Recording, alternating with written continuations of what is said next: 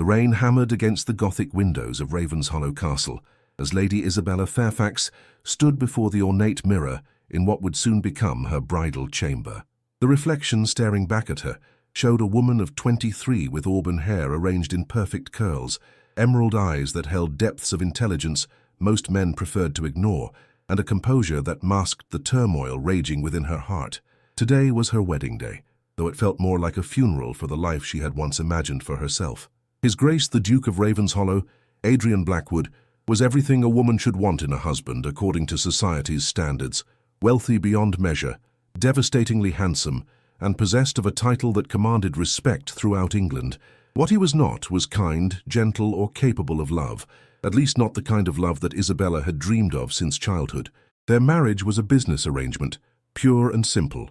Isabella's father, the Earl of Fairfax, had gambled away the family fortune and needed the Duke's financial backing to avoid complete ruin. Adrian needed a wife of impeccable breeding to provide him with an heir and enhance his political aspirations. Love had never been part of the equation. What Isabella did not know, as she prepared to walk down the aisle toward a man who viewed her as nothing more than a broodmare in silk and pearls, was that her quiet strength and unwavering dignity would soon teach the arrogant Duke of Ravenshollow that some contracts came with consequences he had never anticipated. Miss Isabella Fairfax possessed something that Adrian had never encountered in the pampered society beauties who usually graced his attention: a spine of steel wrapped in velvet, a mind that could match his own, and a heart that refused to be broken by cruelty, no matter how elegantly delivered. Stay with me until pride crumbles and cold hearts learn to burn. The wedding ceremony itself was a masterpiece of cold efficiency. Westminster Abbey filled with London's most distinguished guests, all come to witness the union of two of England's oldest families. Isabella moved through the ritual with perfect grace, her responses clear and steady, her demeanor that of a woman completely in control of her emotions. Adrian, resplendent in his formal attire, played his part with equal precision. To the assembled guests they appeared to be the perfect aristocratic couple, beautiful, wealthy, and ideally suited for a life of privilege and influence. Only Isabella could see the ice in Adrian's grey eyes when he looked at her, the mechanical way he performed each gesture required by tradition. When he placed the ring upon her finger, his touch was as impersonal as a business handshake. When he kissed her at the ceremony's conclusion, it was with the passionless efficiency of a man completing a necessary task. The wedding breakfast that followed was an elaborate affair held at Ravenshollow House, Adrian's magnificent London mansion. Isabella smiled and accepted congratulations from guests who spoke of her good fortune in securing such an advantageous match, all while her new husband stood beside her, like a statue carved from marble. "Your Grace," gushed the Dowager Countess of Pemberton, "you must be so delighted to have secured such a lovely bride. Lady Isabella is quite the prize." "Indeed," Adrian replied with the kind of smile that never reached his eyes. "I am confident that my Duchess will fulfill all the expectations that come with her new position." Isabella felt the words like a slap. Not "my wife" or "my beloved," but "my Duchess," a title that reduced her to a function rather than acknowledging her as a person. As the afternoon wore on, Isabella began to understand the full scope of what she had agreed to. Adrian's interactions with her were polite but distant, his conversation limited to the kind of formal pleasantries one might exchange with a business associate. When guests commented on their obvious happiness, he deflected with practiced ease, never once suggesting that their marriage was anything more than a practical arrangement. It was Lord Pemberton who inadvertently revealed the depth of Adrian's coldness. "Blackwood," he said with the hearty bonhomie of a man well into his cups, "I suppose you'll be wanting to get started on that heir right away. Can't have the Ravenshollow line dying out for want of trying, eh?" Adrian's smile was sharp as a blade. "Lord Pemberton, I am confident that my Duchess understands her duties in that regard. I have every expectation that she will prove efficient in fulfilling them." The word efficient hung in the air like a curse. Isabella felt her cheeks burn with humiliation as she realized that Adrian viewed even the most intimate aspects of their marriage in purely functional terms. As the last guests departed and the servants began clearing away the remnants of the celebration, Isabella found herself alone with her husband for the first time since their wedding ceremony. The silence that stretched between them was deafening. "Isabella," Adrian said finally, his voice carrying the same tone he might use to address a housekeeper, "I believe we should discuss the practical aspects of our arrangement." "Our arrangement?" Isabella repeated, though she dreaded what was coming. "Our marriage."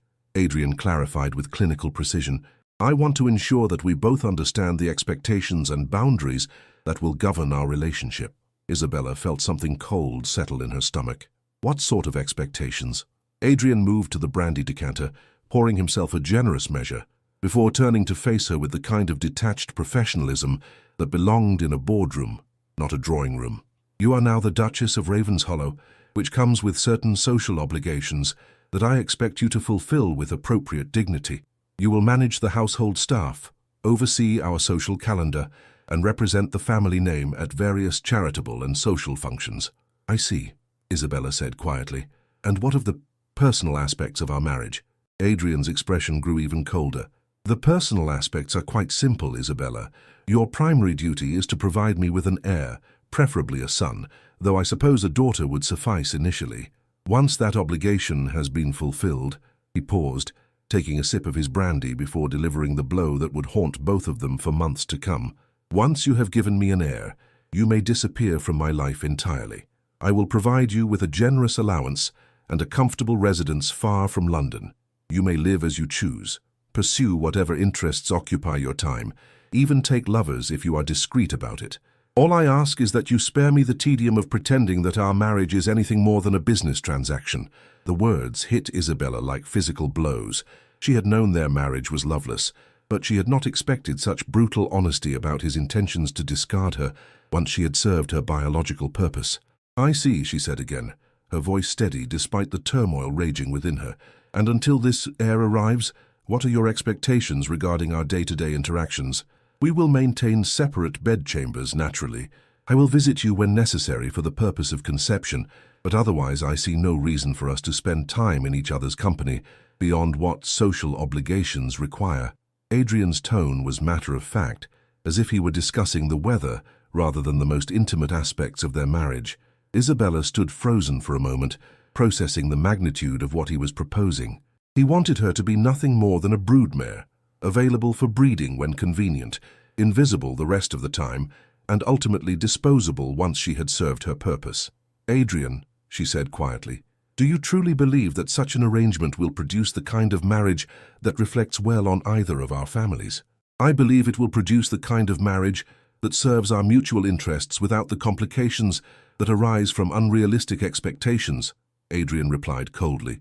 Isabella, I am not a romantic man, and I have no interest in pretending otherwise. I need an heir, you need financial security for your family. This arrangement provides both without the messiness of emotional entanglement. And what if I were to want more than financial security? What if I were to hope for companionship, affection, perhaps even love? Adrian's laugh was harsh and entirely without humor. Then you would be setting yourself up for disappointment. Isabella, I am incapable of the kind of tender feelings that romantic novels celebrate. I can provide you with wealth, status, and protection, but I cannot provide you with love because I do not possess it to give. Isabella studied her husband's face, seeing the cold certainty there, the absolute conviction that he was offering her the best possible arrangement under the circumstances. What she also saw, though he clearly did not recognize it himself, was a man who had armored himself so thoroughly against feeling that he had forgotten what it meant to be human. Very well, she said finally, her voice carrying a dignity that surprised them both. Adrian, if those are the terms of our marriage, then I accept them. But I want you to understand something as well. What is that? Isabella moved closer, her emerald eyes holding his grey ones with unwavering intensity. I will not be broken by your coldness. I will not disappear into the shadows of this house like some shameful secret. I will fulfill my duties as your Duchess with grace and dignity, but I will not allow you to treat me as less than human in the process. I have no intention of treating you as less than human. You have just told me that you expect me to bear your child and then disappear from your life, Isabella interrupted, her voice rising slightly for the first time that day. You have reduced our marriage to a breeding contract with an expiration date. If that is not treating me as less than human, then I fail to understand what would qualify. Adrian felt a flicker of something that might have been discomfort at her words, but he pushed it aside with practiced ease. Isabella, I am being honest about my limitations and expectations. Surely that is preferable to false promises and romantic deceptions. Honesty is indeed preferable, Isabella agreed. So let me be equally honest with you, Adrian. You may view this marriage as a business transaction, But I am not a commodity to be used and discarded. I am a woman with thoughts, feelings, and dreams of my own.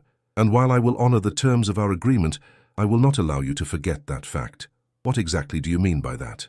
Isabella smiled, and there was something in that smile that should have warned Adrian that he was dealing with a woman far more formidable than he had anticipated. I mean that you may discover that treating your wife like a stranger has consequences you have not considered. I mean that coldness begets coldness and indifference breeds indifference. I mean that you may find yourself regretting the terms you have just proposed long before our arrangement reaches its conclusion. Adrian stared at her, momentarily taken aback by the quiet steel in her voice. Isabella, are you threatening me? I am promising you, Isabella replied with perfect composure. Adrian, you have made it clear that you expect nothing from me beyond biological function and social performance. Very well, but do not expect me to provide warmth where you offer only coldness, companionship where you offer only duty, or affection where you offer only indifference. I have told you that I do not require your affection, and I am telling you that you will not receive it, Isabella said firmly. You have proposed a marriage of mutual convenience, and that is exactly what you will get. Nothing more, nothing less. With that declaration, Isabella turned and walked toward the door with the regal bearing that had been bred into her since childhood. At the threshold, she paused and looked back at her husband with an expression that was impossible to read. Good night, Your Grace. I trust you will inform me when my services are required. The door closed behind her with a soft click that somehow sounded more final than a slam. Adrian stood alone in his drawing room, brandy glass in hand, trying to understand why her calm acceptance of his terms felt less like a victory than a defeat. He had gotten exactly what he wanted, a wife who understood the practical nature of their arrangement and who would not burden him with emotional demands or romantic expectations. So why did he feel as if he had just made a terrible mistake? Isabella, meanwhile, made her way to the Duchess's chambers that had been prepared for her, her composure intact until the moment she closed the door behind her. Only then did she allow herself to feel the full impact of what had just occurred. She had married a man who viewed her as a necessary inconvenience, who had already planned her exile from his life before their wedding night had even begun. The dreams she had harbored of finding companionship, perhaps even affection, in marriage, had been crushed with clinical efficiency. But as Isabella prepared for bed in the opulent chamber that felt more like a beautiful prison than a home, she made a silent vow that would change both their lives in ways neither could imagine. Adrian wanted a duchess who would fulfill her duties and then disappear. Very well. She would be the most perfect duchess England had ever seen. So perfect, so accomplished, so admired, that her eventual disappearance would leave a void he would feel for the rest of his life. He wanted an heir, and nothing more. She would give him that heir, but she would also give him a lesson in the consequences of treating love like a business transaction and marriage like a temporary inconvenience. The Duke of Ravenshollow had just made the greatest mistake of his life, and Isabella was going to make certain that he understood exactly what he had lost when he had chosen coldness over warmth, duty over devotion, and pride over love. Their marriage had begun with his cruel dismissal of everything she might have offered him. Before it was over, she would make him regret every word. The first months of their marriage established a pattern that was as elegant as it was cold. Isabella threw herself into her role as the Duchess of Ravenshollow with a dedication that surprised even Adrian's most demanding expectations. She managed his vast household with efficiency that bordered on artistry, planned social events that became the talk of London, and represented the family name with a grace that earned admiration from the highest circles of society. What she did not do was provide her husband with the warm, welcoming presence that he had never realized he might want. "Your Grace," Isabella would say when they encountered each other in the hallways of their own home, her curtsy perfect, her tone respectful, her manner as formal as if she were addressing a stranger. "I trust you are well this morning." "Quite well, thank you," Adrian would reply, increasingly uncomfortable with the distance she maintained. "And you?" "Very well, Your Grace. If you will excuse me, I have appointments with the housekeeper and the head gardener this morning." And she would glide away, leaving Adrian with the unsettling feeling that he was being treated with the kind of polite indifference usually reserved for unwelcome but necessary business associates. The transformation was subtle, but unmistakable. The woman who had shown flashes of spirit and intelligence during their brief courtship had become a model of ducal propriety, beautiful, accomplished, and utterly unreachable. She fulfilled every duty with perfection, but she did so with the mechanical precision of a clockwork figure, rather than the warmth of a wife. "Isabella seems to be settling into her role admirably," observed Lord Pemberton during one of Adrian's visits to White's. "I must say, Blackwood, you chose well. She's become quite the sensation in society." It was true. Isabella had become the most sought-after hostess in London, her dinner parties legendary for their wit and elegance, her charitable work earning praise from the highest quarters. The Queen herself had expressed admiration for the new Duchess of Ravenshollow's dedication to various worthy causes. "Yes," Adrian replied, though he found himself strangely reluctant to discuss his wife's social triumphs. "She has exceeded my expectations in that regard." "And the other regard?" Lord Pemberton asked with a kind of knowing smile that made Adrian's jaw tighten. "Any progress on the Heir front?" Adrian's visits to Isabella's chamber had become exercises in mutual endurance.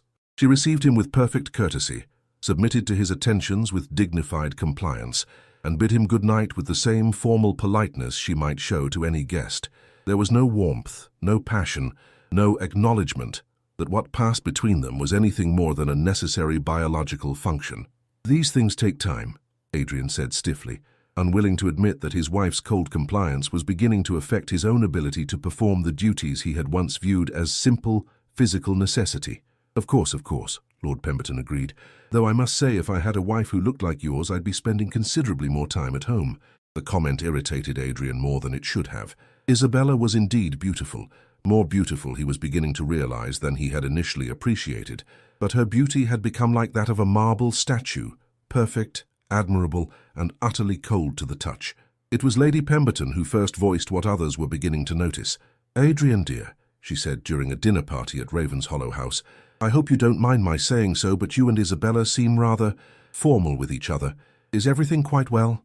Adrian glanced down the table to where Isabella was engaged in animated conversation with the French ambassador, her smile radiant, her manner warm and engaging, with everyone except her husband. "We maintain appropriate dignity in public," Adrian replied carefully.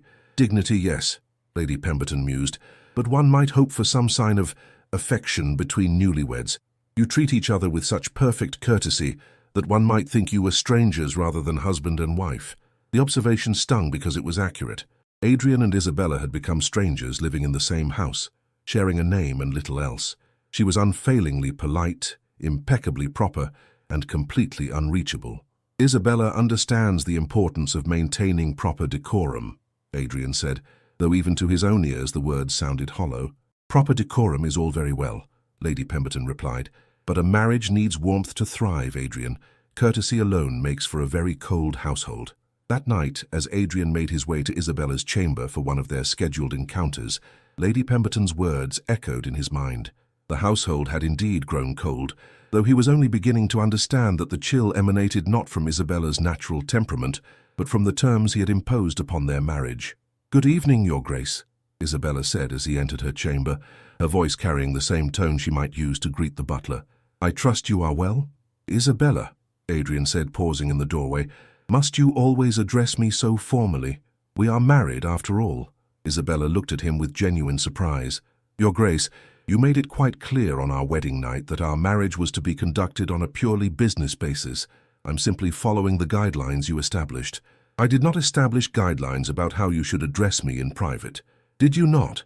Isabella's voice was perfectly neutral. "Your Grace, you informed me that you expected me to fulfill my duties and otherwise remain invisible in your life. I am attempting to honor that request by maintaining appropriate distance, even in our most intimate encounters." Adrian felt a flash of irritation at her calm recitation of his own words. "Isabella, there is a difference between maintaining distance and treating me like a stranger." "Is there?" Isabella asked, tilting her head slightly, as if genuinely curious. "Your Grace, you have made it quite clear that you have no interest in knowing me as a person, in developing any form of companionship or affection. I am simply responding in kind." "That is not what I meant." "Then perhaps you could clarify what you did mean." Isabella's tone remained perfectly polite, but there was something in her green eyes that suggested she was enjoying his discomfort. "Your Grace, you cannot expect warmth from someone you have told to disappear from your life. You cannot demand affection from someone you view as a temporary inconvenience. You cannot have intimacy with someone you treat as a stranger." Adrian stared at her, beginning to understand that his wife was far more intelligent and far more formidable than he had given her credit for. She was not simply accepting his terms, she was implementing them with a precision that highlighted their fundamental cruelty. Isabella, that is, perhaps we could find some middle ground between the extremes of romantic sentiment and complete indifference. Could we? Isabella asked, her voice carrying a note of genuine interest. Your Grace, what sort of middle ground did you have in mind? Should I pretend to care for you while knowing that you are counting the days until you can send me away? Should I offer you companionship while understanding that you view my presence as an inconvenience? Should I give you my heart while knowing that you have no use for it? Each question hit Adrian like a physical blow, forcing him to confront the implications of what he had proposed on their wedding night. He had wanted a wife who would fulfill her duties without emotional complications, but he had not considered that such an arrangement would leave him feeling like a stranger in his own home. Isabella, I may have been overly harsh in my initial statements about our marriage. May have been? Isabella's eyebrows rose slightly. Your Grace, you told me to give you an heir and disappear. You informed me that our marriage was nothing more than a business transaction. You made it clear that you had no interest in my thoughts, feelings, or desires beyond my ability to produce children. Which part of that strikes you as overly harsh? Adrian found himself without an answer. When Isabella recited his words back to him, they sounded even more brutal than he remembered. Had he really been so cold, so calculating, so utterly dismissive of her humanity? Perhaps, he said carefully, we could renegotiate the terms of our arrangement. Isabella was quiet for a long moment, studying his face with an intensity that made him uncomfortable. Your Grace, what exactly are you proposing? I am proposing that we might find a way to make our marriage more comfortable for both of us. Comfortable, Isabella repeated thoughtfully. And what would comfort look like, Your Grace? Would it involve treating me as a human being rather than a broodmare? Would it require acknowledging that I have thoughts and feelings worth considering? Would it mean abandoning your plan to exile me once I have served my biological purpose? Adrian felt heat rise in his cheeks as he realized how thoroughly she had dissected his character and found it wanting. Isabella, I may have underestimated the complexities of marriage. You may have underestimated the complexities of treating another person with basic human dignity, Isabella corrected gently. Your Grace, you cannot simply decide that you want warmth and companionship, after spending months making it clear that such things are unwelcome. You cannot expect me to open my heart to someone who has already planned to discard it. But surely we could. That is, could we not at least attempt to be friends? Isabella's smile was sad and infinitely patient. Your Grace, friendship requires mutual respect, shared interests, and genuine affection. You have made it clear that you respect me only as a duchess, that you have no interest in my thoughts or opinions, and that any affection I might offer would be unwelcome. How exactly would you propose that we build a friendship on such foundations? Adrian found himself speechless in the face of her logic. She was right, of course. He had created the very distance he was now complaining about, had established the rules that were making his own life miserable. Isabella, he said quietly, I believe I may have made an error in judgment. Only one? Isabella asked, her tone still perfectly polite, but carrying a hint of steel that reminded Adrian that he was dealing with a woman of considerable intelligence and strength. Your Grace, you have made our entire marriage an error in judgment. The question is whether you are prepared to acknowledge that fact and work to correct it, or whether you prefer to continue with the arrangement you originally proposed. And if I wish to correct it, what would that require? Isabella considered the question seriously, her green eyes thoughtful. It would require you to decide what kind of marriage you actually want, Your Grace. It would require you to treat me as a partner, rather than a convenience. It would require you to abandon your plan to dispose of me once I have served your purposes. Most importantly, it would require you to mean it. Not just say the words because you have discovered that coldness is uncomfortable, but genuinely commit to building something better between us. And if I were willing to do those things, then we might have something to discuss, Isabella replied. But, Your Grace, I will not be your wife on Monday and your discarded mistress on Tuesday, depending on your mood. If you want a real marriage, you must be prepared to offer real commitment. If you prefer the arrangement you originally proposed, then I will continue to honor those terms with the same perfection I have shown thus far. Adrian stared at his wife, finally beginning to understand the magnitude of what he had lost through his own arrogance and coldness. Isabella was offering him a choice: continue with the sterile arrangement he had imposed, or work to build something genuine between them. But she was also making it clear that the choice had to be real, permanent, and complete. Isabella, he said slowly, I need time to consider what you have said. Of course, Your Grace, Isabella replied with perfect courtesy. Take all the time you need. I will continue to fulfill my duties as your Duchess in the meantime. As Adrian left her chamber that night, his mind reeling with the implications of their conversation, he began to understand that his wife had been teaching him a lesson from the moment he had delivered his cruel ultimatum on their wedding night. She had given him exactly what he had asked for, a duchess who fulfilled her duties without emotional complications. But in doing so, she had also shown him what such an arrangement actually looked like. Cold, lonely, and utterly devoid of the warmth that made a house a home. The Duke of Ravenshollow was beginning to regret every word he had spoken on his wedding night, but he was also beginning to understand that regret alone would not be enough to repair the damage he had done. If he wanted to win back the woman he had so carelessly discarded, he would have to prove that he was capable of being the husband she deserved, rather than the cold stranger he had chosen to become. The question was whether it was already too late to undo the harm he had inflicted on both of them through his arrogance and pride. Adrian's attempts to renegotiate their marriage began with small gestures that Isabella received with the same polite courtesy she showed to all his requests. When he suggested they take breakfast together, she agreed with perfect grace and proceeded to discuss household matters with the same formality she might use in a business meeting. When he invited her to ride with him in Hyde Park, she accepted with appropriate gratitude and maintained a conversation so proper and distant that he felt more alone than if he had ridden by himself. Your Grace, Isabella said one morning as they sat across from each other at the breakfast table, I have received an invitation from the Duchess of Marlborough to attend her charity luncheon next week. Do you have any objection to my accepting? Adrian looked up from his newspaper, frustrated by the careful way she sought his permission for activities that any normal wife would simply discuss with her husband. Isabella, you do not need my permission to accept social invitations. You are perfectly capable of managing your own schedule. Thank you, Your Grace. I wanted to ensure that my commitments would not conflict with any plans you might have that would require my presence. The conversation was perfectly reasonable, perfectly appropriate, and perfectly maddening. Adrian found himself longing for some sign of spontaneity, some glimpse of the woman he was beginning to suspect existed beneath the flawless facade of ducal propriety. Isabella, he said, setting down his newspaper with more force than necessary, must you always be so perfectly agreeable? Isabella looked at him with genuine surprise. Your Grace, I was under the impression that agreeability was a desirable quality in a wife. Agreeability, yes, but not this constant formality. We are married, Isabella. Surely we can have a normal conversation without all this Your Grace business. What sort of conversation did you have in mind? Isabella asked, her tone suggesting genuine curiosity rather than sarcasm. Adrian found himself at a loss. What did normal married couples talk about? He had spent so many years avoiding emotional entanglement that he had no idea how to conduct an intimate conversation with his own wife. That is, perhaps you could tell me about your interests, your hobbies, the things you enjoy doing when you are not fulfilling ducal obligations.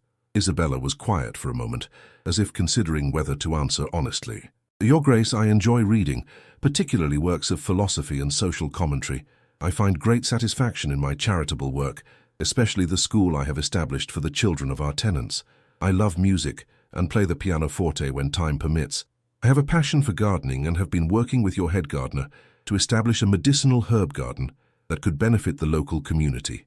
Adrian stared at her, realizing that he had been living with a stranger for months. You established a school? When? Why was I not informed? You were informed, Your Grace. I included it in my weekly reports on estate matters. Perhaps you did not notice it among the other administrative details. Adrian felt heat rise in his cheeks as he realized that Isabella had been submitting formal reports on her activities like any other employee of the estate. Isabella, you should not have to report your charitable work to me as if you were a servant seeking approval. Your Grace, you made it clear that you expected me to fulfill my duties efficiently and without bothering you with unnecessary details. I was simply following your instructions. Once again, Adrian found himself confronted with the consequences of his own words. Perhaps my instructions were overly rigid. Perhaps they were, Isabella agreed mildly. Your Grace, if you would prefer a different arrangement, you need only say so. I am quite adaptable. I would prefer... Adrian paused, struggling to articulate what he wanted when he was not entirely certain himself. I would prefer that you treat me as your husband rather than your employer. And how would you like me to treat my husband? Isabella asked, her green eyes holding his with an intensity that made him uncomfortable. I would like you to share your thoughts and feelings with me, to discuss your projects and interests, to treat me as a partner rather than a stranger. I see, Isabella said thoughtfully. And in return, Your Grace, how would you treat your wife? The question caught Adrian off guard. What do you mean?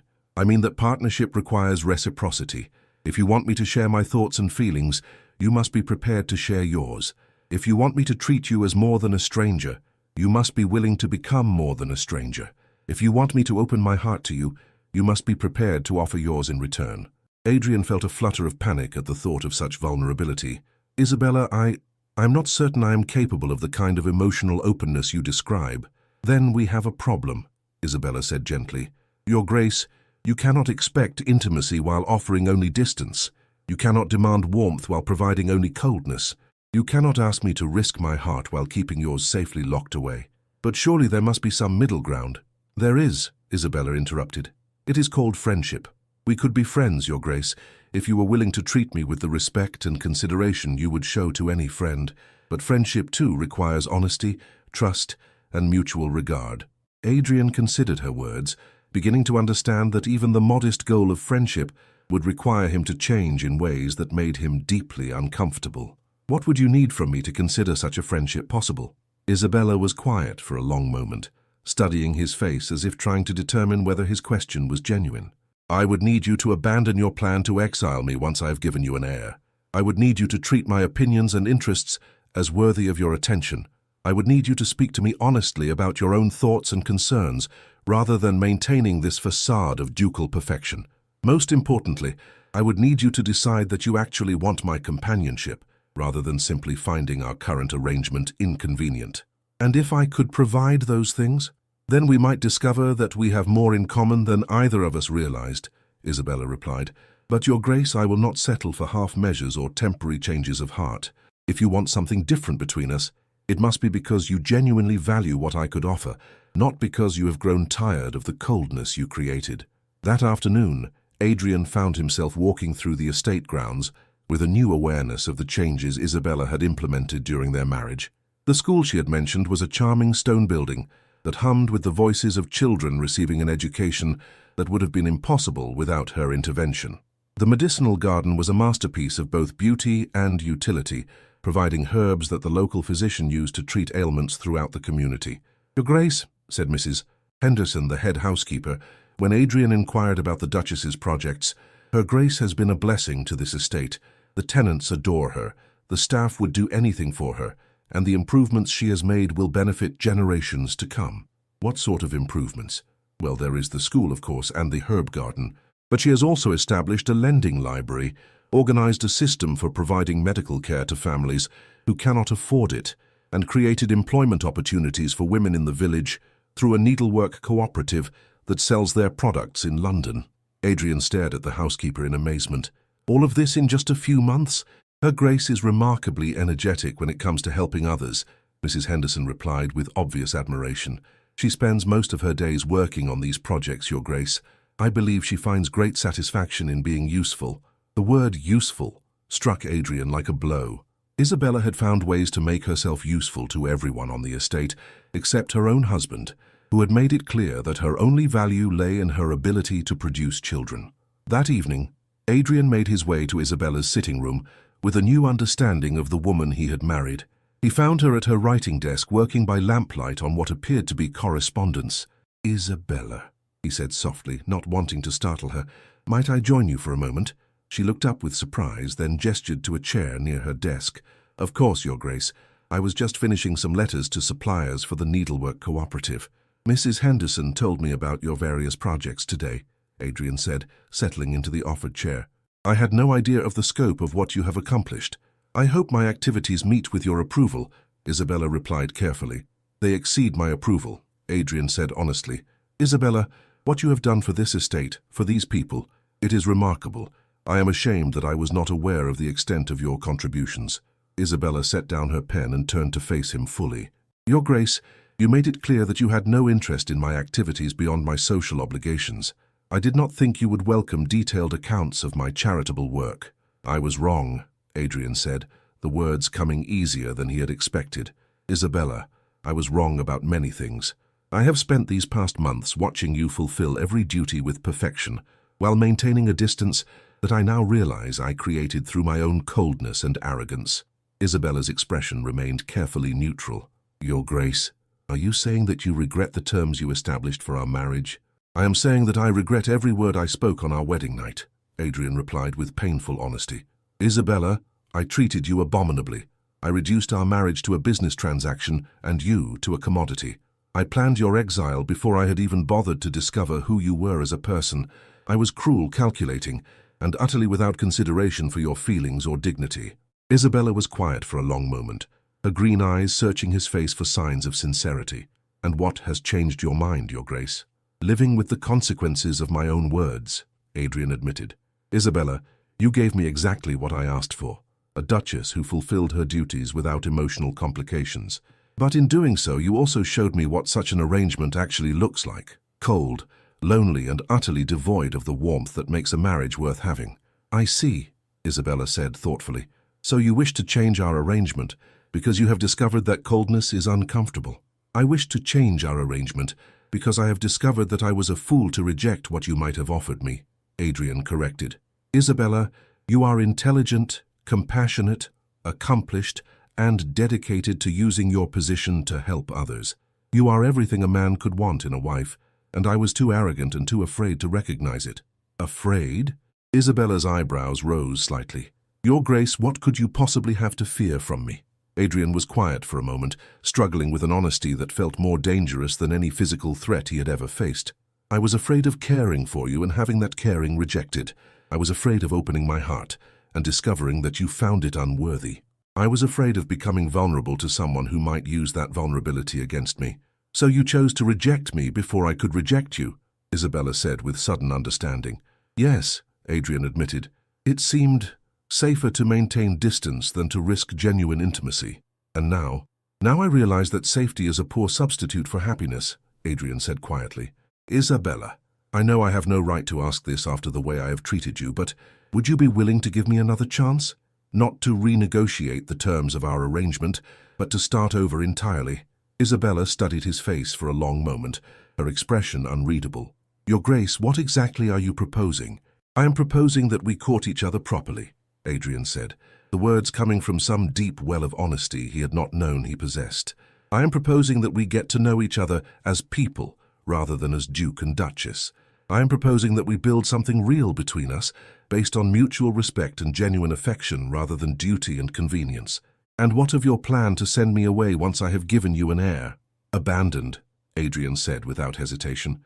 Isabella, I want you to stay, not just until you have fulfilled your biological obligations, but for the rest of our lives. I want to build a marriage with you, a partnership, a life together that is worthy of the remarkable woman you have proven yourself to be. Isabella was quiet for so long that Adrian began to fear she would reject his proposal entirely. When she finally spoke, her voice was soft but firm. Your Grace, I appreciate your honesty, and I am touched by your apparent change of heart, but I need you to understand that trust once broken is not easily repaired. You have spent months treating me as a stranger, planning my exile, making it clear that my presence in your life was an inconvenience to be endured. I cannot simply forget that, because you have discovered that loneliness is uncomfortable. I understand, Adrian said, though his heart sank at her words. Isabella, what would I need to do to earn your trust again? You would need to prove that your feelings are genuine, rather than simply a reaction to discomfort, Isabella replied. You would need to demonstrate that you value me as a person, rather than just as a solution to your loneliness. You would need to show me through your actions rather than your words that you are capable of the kind of partnership you claim to want. And how long would such proof require? Isabella smiled, and for the first time in months there was warmth in the expression. Your Grace, you spent months teaching me not to trust you. It may take equally long to teach me that I can. Adrian felt both hope and trepidation at her words. She was not rejecting his proposal, but she was also making it clear that winning her trust would require sustained effort rather than grand gestures.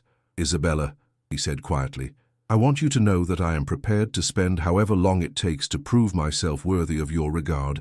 I have been a fool, but I am not beyond redemption if you are willing to give me the chance to earn it. Then we shall see, Isabella replied. Your Grace, I am willing to give you that chance, but I will not make it easy for you, and I will not pretend that pretty words can undo months of coldness and cruelty. If you want my heart, you will have to prove that you deserve it. As Adrian left Isabella's sitting room that night, he felt both hope and determination coursing through his veins. His wife had agreed to give him another chance, but she had also made it clear that he would have to earn every moment of her regard through consistent action rather than eloquent promises. The Duke of Ravenshollow was about to discover that winning back the woman he had so carelessly discarded would be the most challenging and the most important campaign of his life. But for the first time since their wedding night, he had hoped that their marriage might become something worth fighting for.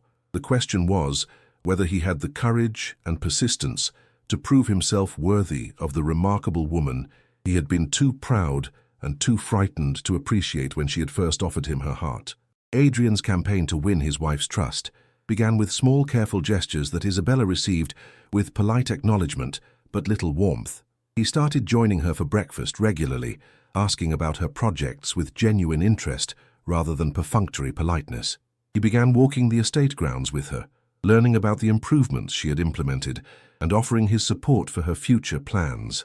But it was the arrival of an unexpected visitor that would test the fragile progress they had made and force both of them to confront the true nature of their feelings.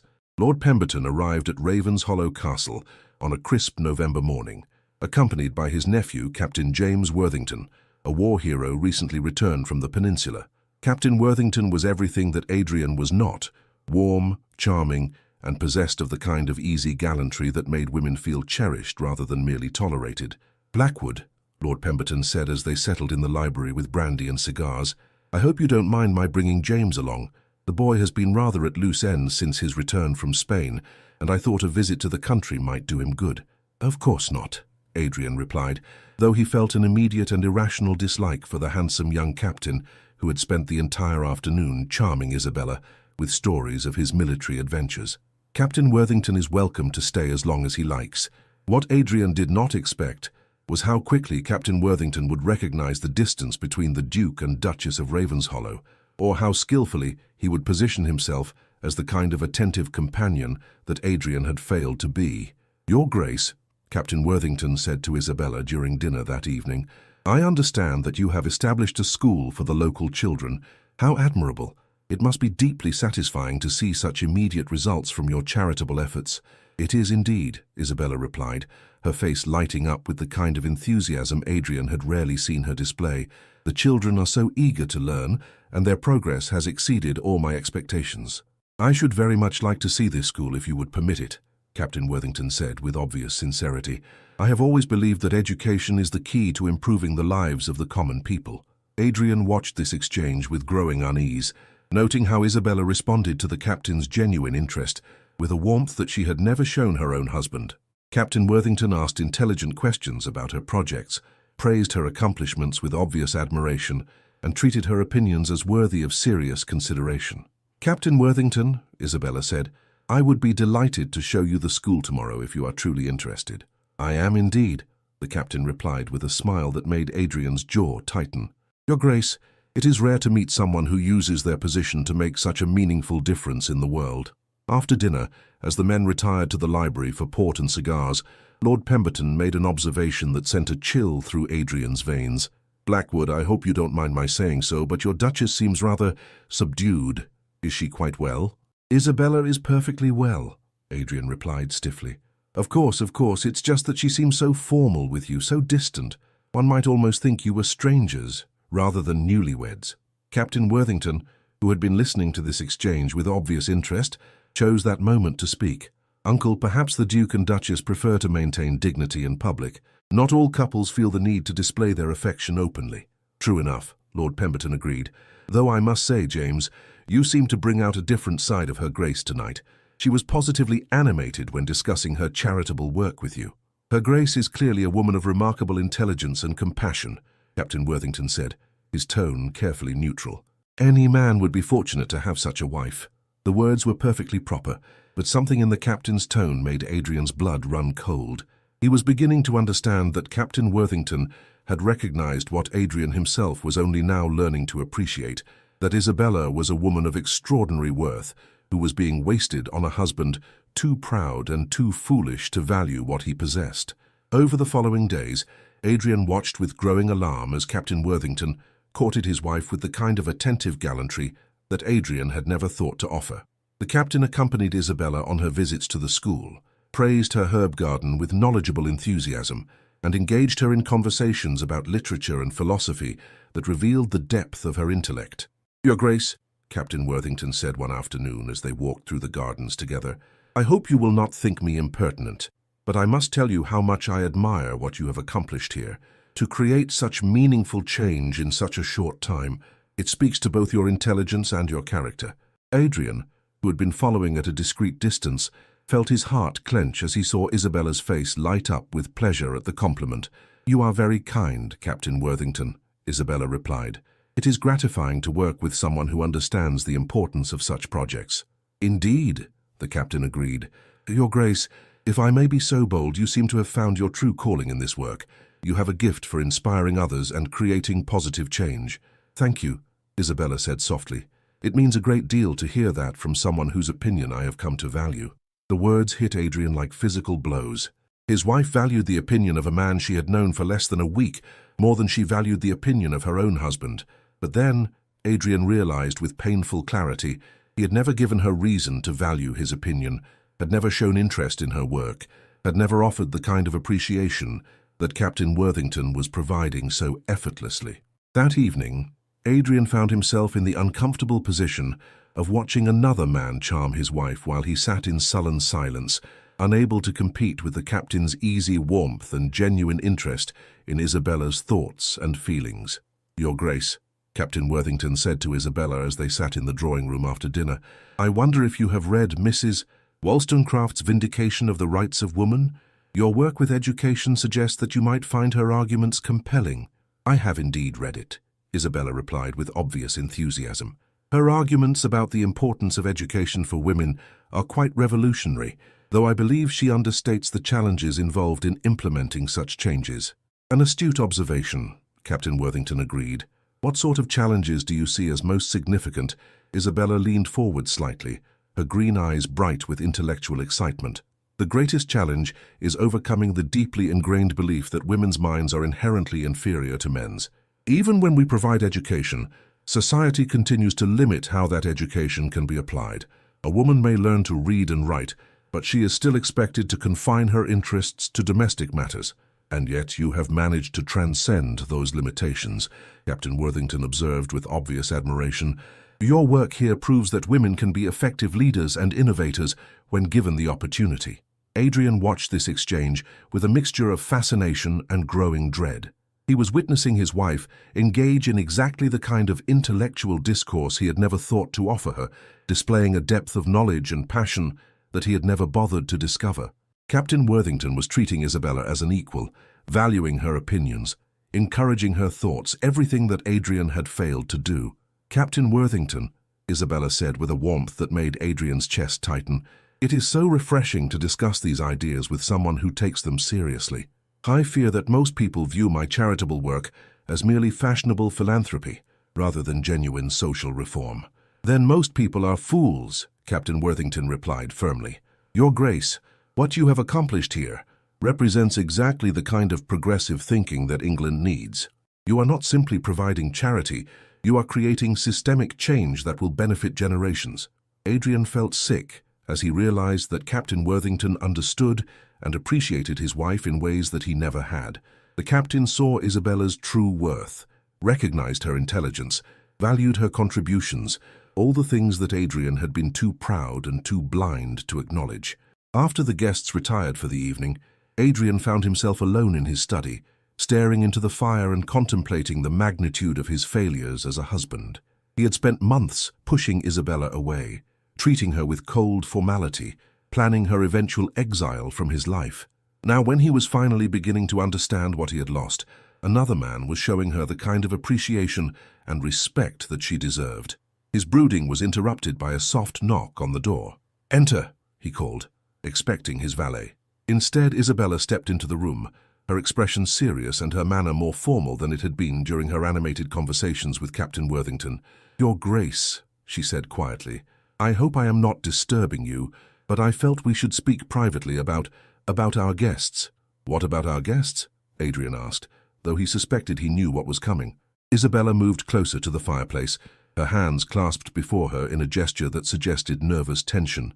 "Your Grace, I believe Captain Worthington may have, that is, I fear he may have formed an attachment that could prove awkward for all concerned." Adrian felt his heart stop. "An attachment? He has been most attentive during his visit, and I worry that his kindness may have been misinterpreted as something more significant than mere politeness." Isabella's voice was carefully controlled, but Adrian could hear the underlying tension. "I thought you should be aware of the situation so that we might address it appropriately." "And how do you feel about the captain's attention?" Adrian asked, dreading the answer. Isabella was quiet for a long moment, her green eyes reflecting the firelight as she considered her response. "Your Grace, Captain Worthington is a good man who has shown me kindness and respect. He has listened to my ideas, supported my work, and treated me as if my thoughts and opinions matter. It would be dishonest to say that such treatment has not been meaningful to me."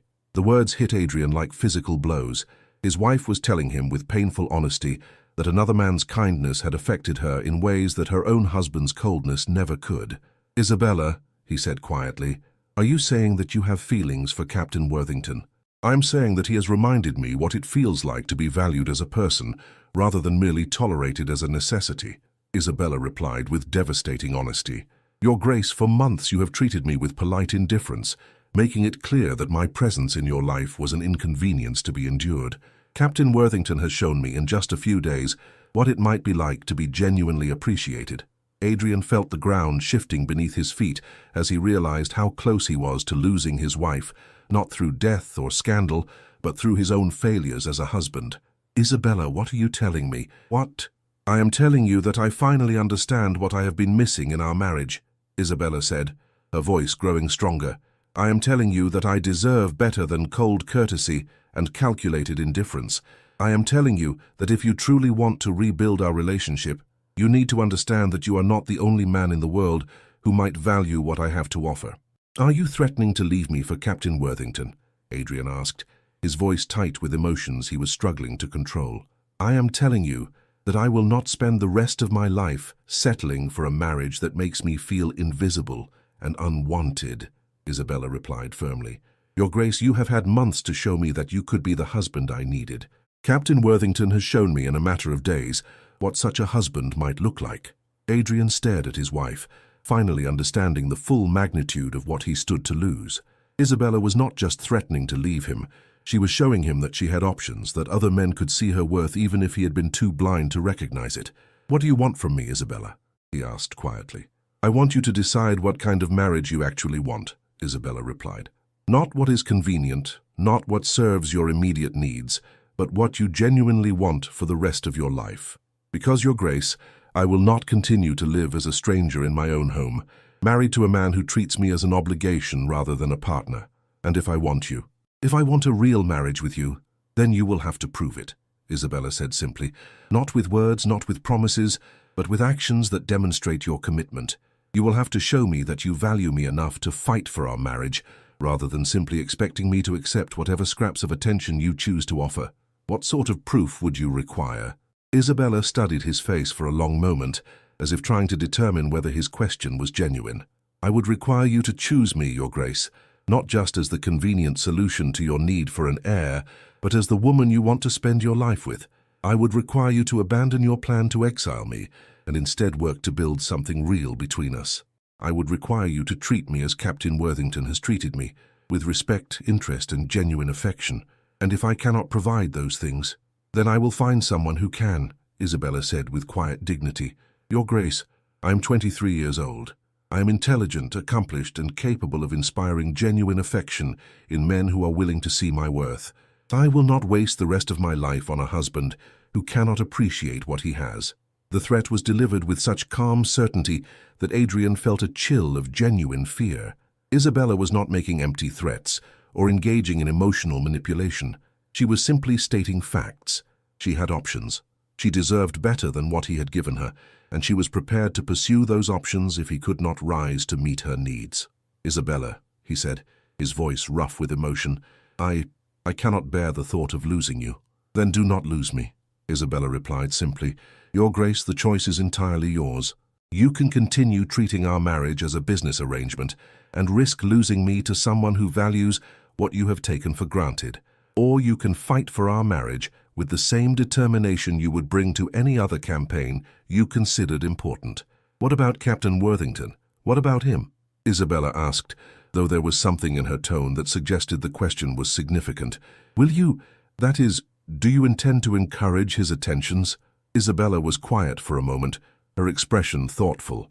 "Your Grace, Captain Worthington has shown me kindness and respect that I have not received from my own husband. If you want me to discourage his attentions, you will need to give me reason to do so." "What sort of reason?" "The sort that comes from a husband who values his wife enough to court her properly," Isabella replied. "Your Grace, you have spent months pushing me away. If you want me to choose you over a man who appreciates me, you will have to prove that you can be the husband I need, rather than the stranger you have chosen to be." With that declaration, Isabella moved toward the door, pausing only to deliver one final observation that would haunt Adrian for days to come. "Your Grace, you once told me to give you an heir and disappear. Captain Worthington has asked me to stay and be appreciated. The contrast is illuminating." After she left, Adrian sat alone in his study, staring into the dying fire and contemplating the ruins of his marriage. He had spent months creating the very distance that was now threatening to destroy everything he was beginning to realize he wanted to preserve. Captain Worthington represented everything that Adrian was not: warm, attentive, genuinely interested in Isabella as a person rather than as a function. The captain had accomplished in days what Adrian had failed to achieve in months. He had made Isabella feel valued, appreciated, and desired. But Isabella had also given Adrian a choice. She had not declared her intention to leave him for Captain Worthington. She had simply made it clear that she would not continue to accept the cold, loveless marriage that Adrian had imposed upon them. If he wanted to keep her, he would have to fight for her, and he would have to fight against a man who had already proven himself capable of giving Isabella what she needed. The next morning brought a development that would force Adrian to confront his feelings with brutal honesty. He found Captain Worthington in the garden, speaking earnestly with Isabella near the herb garden she had created. "Your Grace," the captain was saying, his voice carrying clearly in the crisp morning air, "I hope you will not think me presumptuous, but I must tell you how much your friendship has meant to me during this visit." "And yours to me, Captain," Isabella replied with obvious warmth. "I find myself reluctant to leave such pleasant company," Captain Worthington continued. "Your Grace, might I be permitted to call upon you when I return to London? I should very much like to continue our conversations about your charitable work." Adrian felt his blood turn to ice as he realized that Captain Worthington was essentially asking permission to court his wife. The request was phrased with perfect propriety, but the implications were unmistakable. "Captain Worthington," Isabella said carefully, I would welcome the opportunity to continue our friendship. However, I feel I should point out that such visits might be misconstrued by society. Your Grace, I have the greatest respect for your position and your reputation," the captain replied earnestly. "I would never do anything to compromise either. But surely there can be no harm in maintaining a friendship based on mutual respect and shared interests?" Adrian could bear no more. He strode into the garden with the kind of purposeful determination that had served him well in business and politics. "Captain Worthington," he said, his voice carrying the unmistakable authority of a man defending his territory, "I believe my uncle is looking for you. Something about your departure arrangements." "Of course, Your Grace," the captain replied with perfect courtesy, though his eyes held a challenge that Adrian did not miss. "I shall attend to him immediately." He turned to Isabella with a bow that was both respectful and intimate. "Your Grace, thank you for a most enlightening conversation. I look forward to continuing it in the future." After the captain departed, Adrian and Isabella stood alone in the garden, the tension between them almost palpable. "Isabella," Adrian said quietly, "I need to know. Are you planning to accept Captain Worthington's friendship?" "That depends," Isabella replied, her green eyes holding his with steady determination. "On what?" "On whether my husband can give me reason to prefer his company to that of a man who actually seems to enjoy spending time with me." The challenge was clear, and Adrian felt something shift deep within his chest as he realized that he was about to lose the most important battle of his life unless he found the courage to fight for what he wanted. "Isabella," he said, his voice rough with emotion, I do not want to lose you." "Then do not lose me," Isabella replied, echoing her words from the previous evening. "Adrian, the choice is yours. You can continue to treat me as an obligation, or you can start treating me as the woman you want to keep." "What if I do not know how?" "Then learn," Isabella said simply. "Adrian, Captain Worthington managed to make me feel valued and appreciated in a matter of days. Surely my own husband can do at least as well, given sufficient motivation." As Adrian watched his wife walk back toward the house, her head held high and her bearing regal, he realized that he was facing the most important decision of his life. He could continue to hide behind pride and fear, watching helplessly as another man claimed the woman he had been too foolish to appreciate. Or he could find the courage to become the husband that Isabella deserved, the husband that Captain Worthington had shown him it was possible to be. The Duke of Ravenshollow was about to discover whether his love for his wife was stronger than his fear of vulnerability, whether his desire to keep her was greater than his need to maintain emotional distance. The battle for Isabella's heart was about to begin in earnest, and Adrian was finally ready to fight for the most important prize of his life. But first, he would have to prove that he could be more than the cold, calculating man who had driven her away. He would have to prove that beneath his armor of aristocratic pride lay a heart capable of the kind of love that Isabella deserved, and that Captain Worthington was all too ready to provide. Captain Worthington's departure the following morning marked the beginning of the most intense campaign of Adrian's life. For the first time since their wedding, he found himself truly fighting for something that mattered, not business advantage or political influence, but the heart of the woman he had been too proud and too frightened to value. His first challenge came in the form of a letter that arrived 3 days after the captain's departure.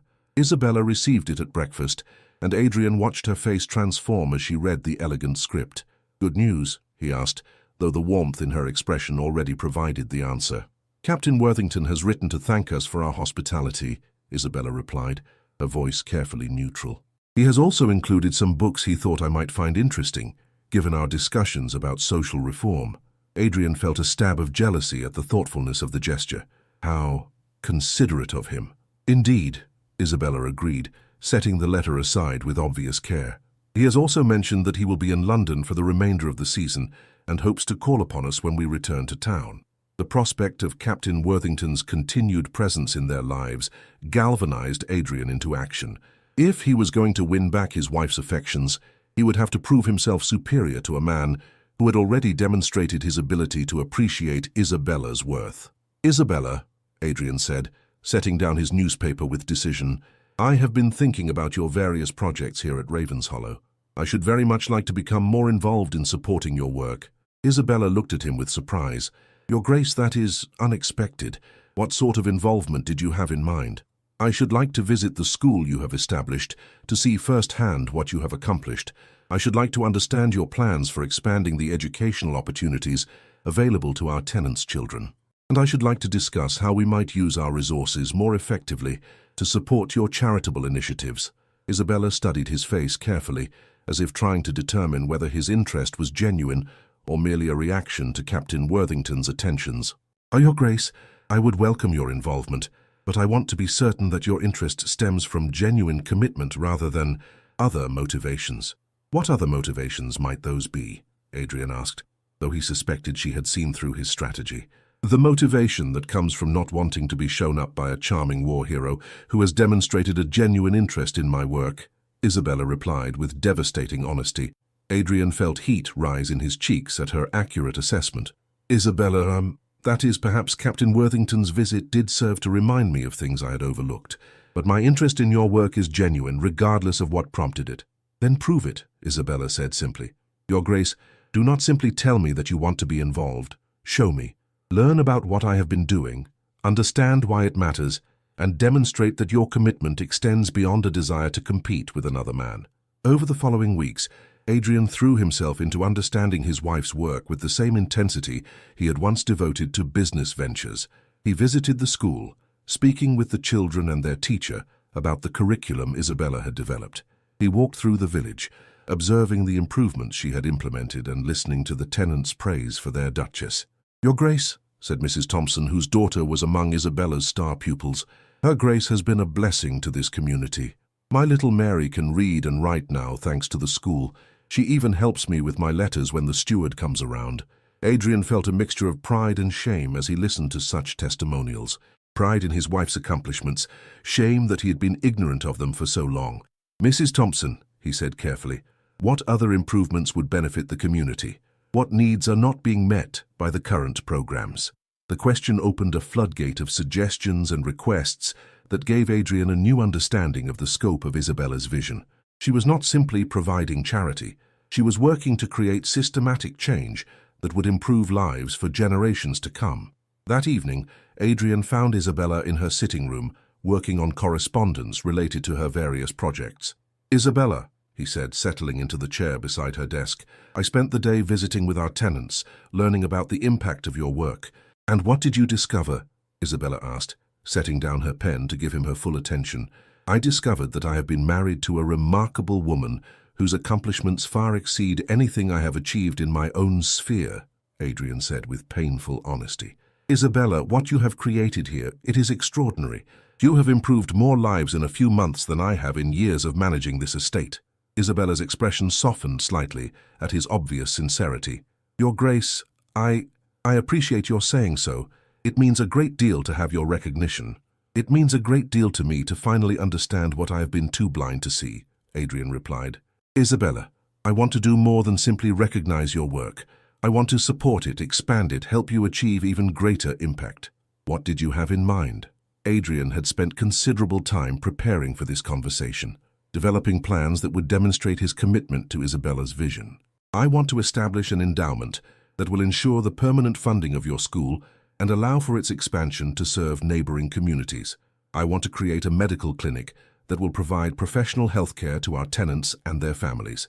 I want to develop a system of agricultural education that will help our farmers improve their yields and their incomes." Isabella stared at him in amazement. "Adrian, such initiatives would require substantial investment and ongoing commitment. Are you certain you are prepared for such an undertaking?" "I am certain that I want to use my resources to support the work that matters most to the woman I love," Adrian said, the words coming more easily than he had expected. Isabella's breath caught at his declaration. "The woman you love?" "Yes," Adrian said simply. "Isabella, I love you. Not just as my Duchess, not just as the mother of my future children, but as the remarkable, intelligent, compassionate woman who has shown me what it means to use privilege responsibly. I love your mind, your heart, your dedication to making the world better for those who have less than we do." Isabella was quiet for a long moment, her green eyes searching his face for signs of sincerity. "Adrian, I want to believe you, but how do I know that these feelings are genuine, rather than simply a response to the threat of losing me to another man?" "Because I am prepared to prove them," Adrian replied without hesitation. "Isabella, I am not asking you to take my word for anything. I am asking you to judge me by my actions, by my commitment to the things that matter to you, by my willingness to become the husband you deserve, rather than the stranger I have been." "And what of your original plan to send me away once I had given you an heir?" "Abandoned completely," Adrian said firmly. "Isabella, I want you to stay not just until you have fulfilled some biological obligation, but for the rest of our lives. I want to build a partnership with you, a marriage based on mutual respect and genuine affection. I want to grow old with you, working together to make a difference in the world." Isabella felt tears gathering in her eyes at the sincerity in his voice.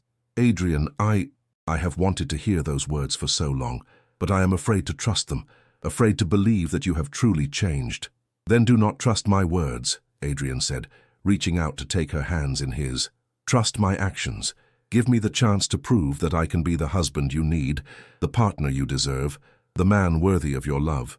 "And what of Captain Worthington?" Isabella asked quietly. Adrian felt a stab of jealousy at the mention of the captain's name, but he forced himself to answer honestly. "Captain Worthington is a good man who recognized your worth when I was too blind to see it. If you choose him over me, I will understand why. But Isabella, I am asking you to give me the chance to prove that I can be everything he is and more. You would accept my choice even if I chose him. I would accept your choice because I love you enough to want your happiness, even if that happiness does not include me." Adrian said, the words costing him more than he had imagined possible. But Isabella, I am hoping that you will choose to give our marriage the chance it never had, to see if we can build something real together. Isabella studied his face for a long moment, seeing love there, seeing determination, seeing a man who had finally learned to value what he had nearly lost through his own pride and fear.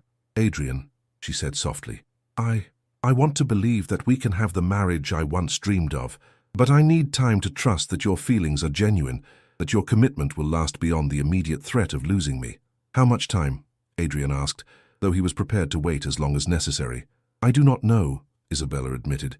Adrian, you spent months teaching me not to trust you, not to hope for anything more than cold courtesy from my own husband. It will take time for me to believe that you have truly changed. Then I will spend however long it takes to earn your trust, Adrian said without hesitation. Isabella, I will court you properly, the way I should have from the beginning. I will prove to you every day that you are valued, appreciated, and loved.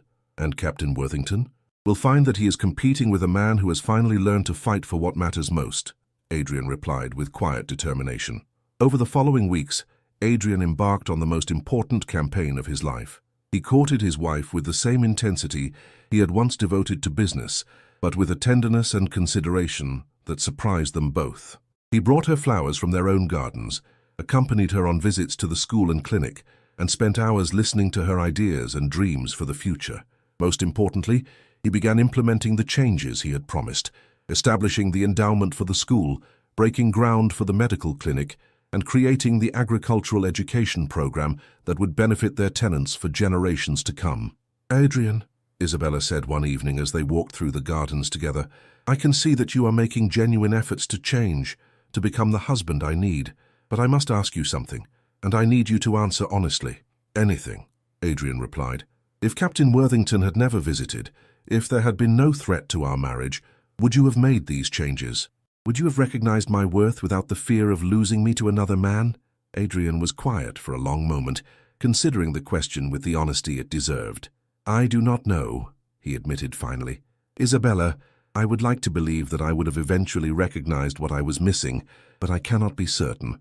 What I can tell you is that Captain Worthington's visit opened my eyes to what I stood to lose, and losing you is something I cannot bear to contemplate. So your feelings are based on fear rather than love. My feelings are based on the recognition that you are the most remarkable woman I have ever known, and that I was a fool to take you for granted, Adrian corrected. Isabella, Captain Worthington may have been the catalyst, but what I feel for you now is genuine love, not just fear of loss. Isabella studied his face in the moonlight, seeing sincerity there, seeing a man who had indeed changed from the cold stranger she had married. Adrian, I believe you. I believe that your feelings are genuine, that your commitment is real. Does that mean you will give our marriage a real chance? Adrian asked, hardly daring to hope. It means that I'm willing to try, Isabella replied softly. Adrian, I want to believe that we can have the partnership I once dreamed of, the marriage based on mutual respect and genuine affection. And Captain Worthington? Isabella smiled, and there was something in that smile that made Adrian's heart race with hope. Captain Worthington showed me what I deserved in a husband. You are showing me that you can be that husband. The choice, when it comes, will be easy. Adrian felt a weight lift from his chest as he realized that he had won the most important battle of his life. Not through force or manipulation, but through genuine change, through proving himself worthy of the remarkable woman he had nearly lost, through his own arrogance and pride. Isabella, he said, taking her hands in his with infinite tenderness, I love you, not as my duchess, not as the mother of my future children, but as the woman who made me want to be better than I was. And I love you, Isabella replied, her voice soft with emotion. Not as the Duke of Ravenshollow, but as Adrian, the man who learned to value what he had before it was too late. When Adrian kissed her that night in the moonlit garden, it was with all the passion and tenderness that had been missing from their marriage since its beginning. And when Isabella responded with equal fervor, it was not out of duty or obligation, but out of love freely given to a man who had finally proven himself worthy of it. The Duke, who had once told his wife to give him an heir and disappear, had learned that love could not be commanded or scheduled, that true partnership required vulnerability and trust, and that the greatest victories came not from conquering others, but from conquering one's own pride and fear. Their marriage had begun with his cruel dismissal of everything she might have offered him. It was being reborn through his recognition that she was everything he had never known he wanted, and everything he was determined never to lose again. 2 years later, the nursery at Ravens Hollow Castle echoed with the sound of infant laughter as Isabella sat in the rocking chair by the window, their son James nestled in her arms, while their daughter Catherine played at her feet with wooden blocks that Adrian had carved himself. "Mama," Catherine said, looking up from her construction project with the serious expression that marked her as her father's daughter, "Papa says he has a surprise for us today." "Does he indeed?" Isabella replied with a smile, adjusting little James's blanket as he dozed peacefully against her shoulder. "And did Papa say what sort of surprise?" "He said it was a secret," Catherine replied with the kind of dramatic whisper that only a 2-year-old could manage. "But I think it has something to do with the new building near the school." Isabella's curiosity was piqued. Adrian had been mysteriously busy for the past several weeks, disappearing for hours at a time with the estate manager and returning with an expression of barely contained excitement that he refused to explain. "Well then," Isabella said, "I suppose we shall have to wait and see what Papa has been planning." Their conversation was interrupted by the arrival of Adrian himself, who entered the nursery with the kind of smile that had become his default expression since their marriage had